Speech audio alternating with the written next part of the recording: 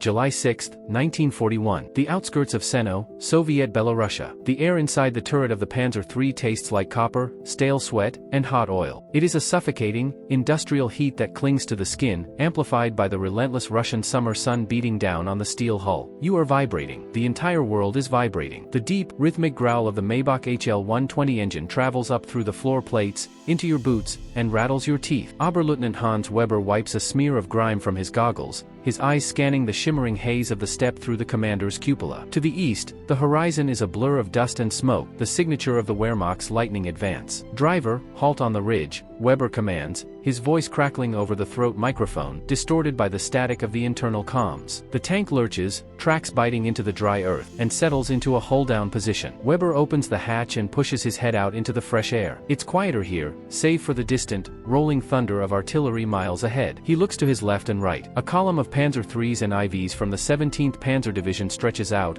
a snake of gray steel coiling through the wheat fields. They are invincible. That is the feeling that pulses through the crew. They had rolled through Poland in weeks. They had smashed the French army, reputed to be the finest in Europe, in a month. And now, here in Russia, they have been kicking in the front door for 2 weeks, and the whole rotten structure seems to be collapsing just as the Führer predicted. Gunner, Weber calls down into the dark belly of the tank. Status, ready, Herr Oberleutnant. High explosive loaded for infantry. Armor piercing ready in the rack. Comes the voice of Corporal Richter. He sounds bored. They have killed plenty of tanks in the last few days. The Soviet BT-7s and T-20 SIXS are fast, yes, but they are made of tin. A single hit from the Panzer III's 50mm KWK-38 cannon usually turns them into burning coffins. The German crews have started to view the Russian armor with a professional disdain. They are simply targets waiting to be qualified. Contact, 12 o'clock, range 800 meters. The shout comes from the loader, peering through his vision slit. Weber drops back inside the turret, clamping the hatch shut. The world shrinks back down to optics and periscopes. Identify, Weber snaps, traversing the turret. The electric motor whines as the gun barrel swings toward a copse of birch trees. There is movement in the shadows. A shape emerges from the tree line. It doesn't move like the jittery, high-speed BT tanks. It moves with a heavy, predatory grace. It is low to the ground, wide track, and painted a dark, utilitarian green. Weber squints through the optics. The silhouette is wrong. It doesn't have the boxy, vertical plates of the French Char B1 or the British Matilda. It looks melted. The front armor plate leans back at a severe angle, blending almost seamlessly into the turret. Is that a Voroshilov? Richter asks, uncertainty creeping into his voice. Too small for a heavy, Weber mutters. Unknown type, probably just another prototype. Load armor piercing. Let's wake them up. The loader slams the 50mm Panzergranate 39 round into the breech. The heavy metallic clank of the breech block sliding home is a comforting sound. It is the sound of authority. Armor piercing loaded. Target steady. Range 750, Richter recites. Weber watches the unknown tank trundle forward. It hasn't spotted them yet. It's exposing its flank slightly as it navigates a ditch. A perfect kill zone. This is strictly routine. Another notch on the barrel. Another dead Russian tractor to push off the road. Fire when ready, Weber orders. The tank rocks violently as the 50mm cannon roars. The smell of cordite instantly fills the fighting compartment. Weber keeps his eyes glued to the optic, waiting for the flash. He expects the violent eruption of sparks, the shudder of the enemy vehicle stopping dead, followed by the black smoke of an engine fire. He sees the tracer streak across the gap, a line of light connecting hunter and prey. It strikes the center of the enemy's sloped frontal armor. Clang! A spark jumps off the green steel. The shell doesn't penetrate. It doesn't explode inside. It simply careens off the angled plate, shooting straight up into the sky like a firework gone wrong. The Russian tank does not stop. It does not burn. Miss? The loader asks. Confused. Hit, Weber says, his voice tight. We hit it. It bounced. Impossible, Richter hisses. That was a square hit. The turret of the Russian tank begins to rotate. It turns slowly, deliberately, looking for the source of the sting. A long, high-velocity 76mm barrel swings toward them. The black eye of the muzzle stares directly at Weber. For the first time since France, the sweat running down Weber's back turns cold. Driver, reverse, hard reverse, Weber screams, abandoning protocol. But the Russian tank doesn't fire immediately. It just keeps coming. The engine note of the enemy machine rises, a diesel roar that sounds like a rock crusher. It accelerates. Load AP. Again. Aim for the turret ring. Do it now. The routine is over. The door kicking is over. Something new has arrived on the battlefield, and the 50mm gun that conquered Europe suddenly feels like a toy in their hands. Driver, reverse, hard reverse, Weber screams, abandoning protocol. But the Russian tank doesn't fire immediately. It just keeps coming. The engine note of the enemy machine rises, a diesel roar that sounds like a rock crusher. It accelerates. Load AP.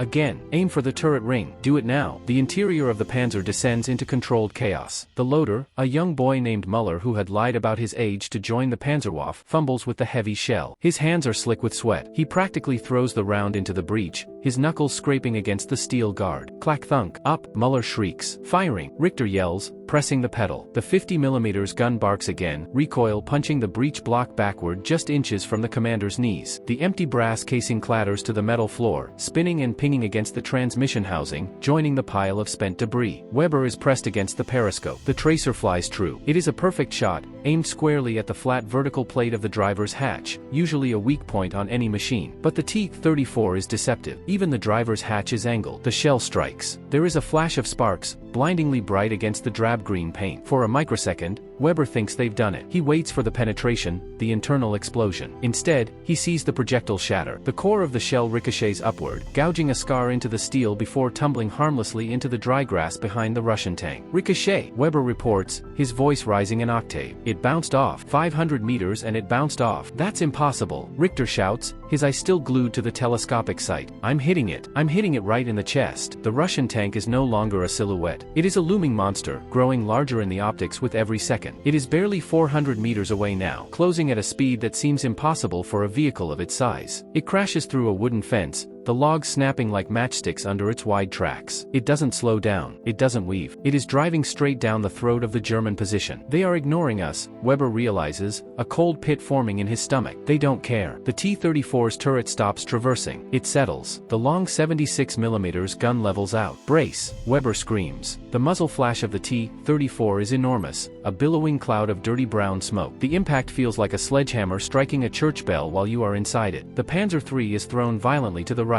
The sound is not a bang. It is a physical pressure wave that ruptures eardrums and knocks the breath out of the crew. Dust and rust flakes rain down from the ceiling of the turret. Report, report. Weber coughs, shaking his head to clear the ringing. Is anyone hit? Driver okay? We're stuck, comes the voice from the front hull. Right track is hit. We've thrown a track. Weber curses. They are immobilized. A sitting duck on the open step. He looks through the vision block. The Russian shell had struck the front drive sprocket, shattering the track links. If that shell had hit the turret, he's reloading, Richter says, his voice trembling. He's going to finish us. Fire at will. Keep hitting him. Distract him. Weber orders, grabbing the hatch handle, preparing to bail out if the next shot penetrates. Richter fires again, and again. Boom, clack. Boom, clack. They pour fire into the advancing giant. At 300 meters, the 50mm shells are striking with enough kinetic energy to punch through concrete. But against the T-34, physics seems to have broken down. The geometry is the enemy. The 60-degree slope of the Russian frontal armor means the German shells aren't striking 45mm of steel. Effectively, they are trying to punch through nearly 90mm of metal due to the angle of impact. The shells whine as they deflect, skipping off the armor like stones on a pond. Inside the T-34, the crew must be deafened by the hammer blows, but the tank does not stop. It is 200 meters away. Weber can see the mud caked on the fenders. He can see the rough, unpolished welding seams of the turret. It's not working. Oberleutnant Muller is screaming now, grabbing another shell. It's like shooting peas at a wall. To the left, another Panzer III from their platoon decides to join the fight. It breaks cover, firing on the move. Its shell strikes the T-34's side turret. Again, sparks. Again, a ricochet. The T-34 ignores the new attacker. It is fixated on Weber's crippled tank. He's not stopping, Weber whispers. The Russian tank is now so close the ground is shaking violently. The distinct clatter of its wide tracks is audible over the roar of its engine. It isn't stopping to fire again. It is accelerating toward them. He's going to ram us, the driver screams. He's going to crush us. Weber realizes with horror that the Russian commander knows exactly what he is doing. He knows the German guns are useless. He doesn't need to waste ammunition. He is going to use the sheer mass of his 30-ton beast to grind the smaller Panzer into the dirt. Get out, bail out, everyone out. Weber kicks the hatch open. The bright sunlight is blinding after the gloom of the turret. He scrambles up, hauling himself out of the cupola. The air is thick with dust and the smell of unburnt diesel. He slides down the side of the turret just as the shadow of the T-34 falls over them. The Russian tank looms above, a wall of green steel blocking out the sun. The roar of its engine is a physical pain. Weber hits the ground and rolls, scrambling on hands and knees away from the immobilized Panzer. He looks back just in time to see the T-34's prow smash into the side of his tank. The screech of metal tearing metal is louder than any cannon fire. The 20-ton Panzer III doesn't just budge, it is shoved violently sideways, its locked tracks gouging deep furrows in the dry earth before the entire hull tilts precariously. Weber covers his head, dirt raining down on him as the Russian behemoth grinds forward, pushing his former command vehicle like a discarded toy. The T-34 climbs up and over the rear deck of the Panzer III, crushing the engine compartment with a sickening crunch of gears and pistons before slamming back onto level ground. The spell of invincibility is shattered not just for Weber, laying in the dirt, but for the entire platoon watching from the ridge. Panic is contagious. It spreads faster than radio waves. You can see it in the way the other German tanks suddenly jerk into reverse, their turrets frantically traversing. They pour fire into the T-34. Dozens of 37mm and 50mm rounds streaking toward the beast from across the field. It looks like a meteor shower hitting a mountain. Sparks fly everywhere, a dazzling, terrifying display of futility. The rounds strike the turret sides, the highly sloped glassy plate, the rounded mantlet. Clang, ping, ricochet. Tracer rounds streak straight up into the blue sky or skip wildly off into the distance. The Russian tank, now clear of Weber's wreckage, shakes off the debris. Its turret rotates toward the main German line, and it continues its relentless advance. It is a steel nightmare that refuses to die. Weber crawls into a shallow irrigation ditch, his uniform torn, breath coming in ragged gasps. He scrambles toward the command half-track of Hauptmann-Müller, which is reversing frantically behind a screen of smoke. Weber grabs the side armor of the moving vehicle and hauls himself over the rail, tumbling onto the floor plates next to the radio operator. Müller is screaming into the handset of the FUG-5 radio, his face pale beneath a layer of step dust. He is looking at the T-34 through binoculars, his hands shaking. "Sir, our guns are useless." Weber yells over the din of roaring engines and distant explosions. "I hit it 5 times. Point blank. It bounced right off. It's like shooting at a ghost." Müller ignores him, eyes wide, staring as the T-34 methodically crushes a parked Opel Blitz supply truck, flattening the cab into scrap metal before driving over the canvas cargo bed. The Russian tank is carving a path of destruction straight through their rear echelon, ignoring the dozens of guns firing at it. "Eagle Base, this is Hammer Leader." Müller shouts into the radio, abandoning standard code protocols in his desperation. "We have emergency, unknown heavy armor. Our rounds are ineffective. Repeat, rounds ineffective. The line is breaking. Request immediate Stuka support. Priority target." Static crackles back. The Luftwaffe is busy. Every sector of Army Group Center is screaming for air support right now. "Negative on Stukas, Hammer Leader. All flights diverted. Are you in contact with regiment artillery?" Müller slams his fist against the radio housing in frustration. "Get me regiment. Get me division. Get me anyone with guns bigger than these damned pea shooters before this thing eats my entire company." Around them, the disciplined German advance has dissolved. It is no longer a tactical withdrawal. It is a rout. Panzer IVs are turning their weaker rear armor to the enemy in a desperate gamble to gain distance. Half-tracks laden with wide-eyed infantry bounce over the rutted fields, soldiers clinging on,